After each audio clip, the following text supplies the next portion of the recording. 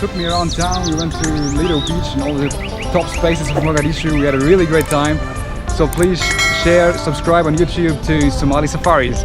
We highly appreciate it.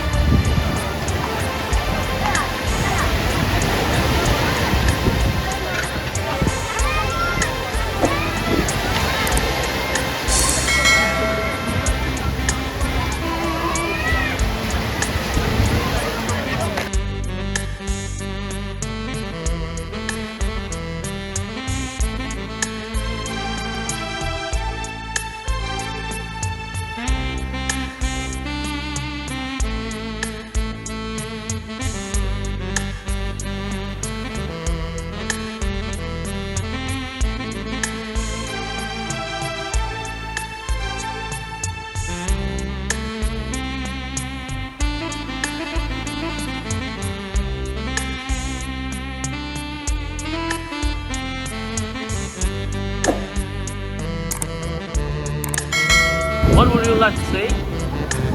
Somalia is absolutely excellent. I love Mogadishu. Okay, I'm absolutely surprised what I saw there. okay, We visited a fish market. okay.